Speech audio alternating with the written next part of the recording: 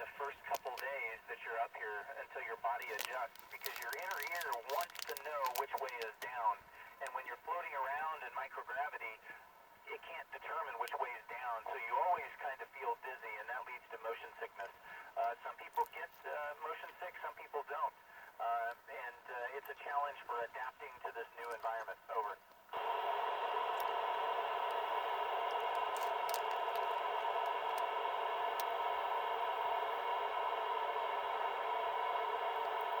You know, we have one time that synchronizes, and we have to pick one time somewhere on the Earth, so we pick Greenwich Mean Time, so the same time as it is in London. And we had to pick one time because we have control centers all over the globe.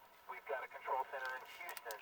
We've got a control center in Huntsville, Alabama. There's one in Montreal, Canada. We've got control centers overseas in Japan, in Germany, in Russia. And so to keep everyone in sync, we all operate on Greenwich Mean Time. Over.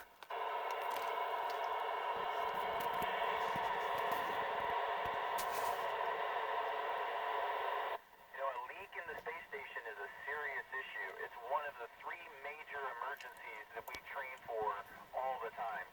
And so what we do is we go, the first thing we do is we find everybody and make sure we've got them.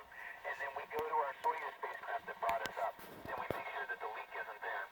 And then once we've done that, then we start slowly working through the space station trying to find where that leak's at so that we can fix it with a patch. Over.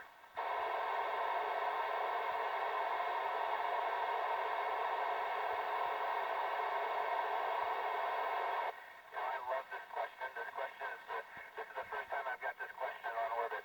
And I gotta say, it's the same do's and don'ts that you have in your house.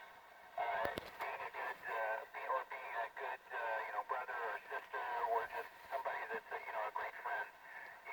Being up here, we're living on orbit. There's 6 of us living in a small space, and so all the do's and don'ts really revolve around taking care of your friend and looking to help out for them and picking up after yourself and doing the things that you're supposed to do and being dependable. All those things that you've been learning your whole life, those same things are critical up here. Over.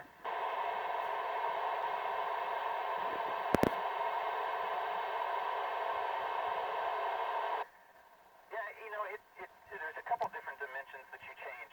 So the first one is just how you process your environment around you. I mentioned that you always want to know which way's down, and so when you try to navigate, when you can't determine down with your inner ear, you can get lost pretty easily, even in a small place like the space station. And so it takes your mind time to adapt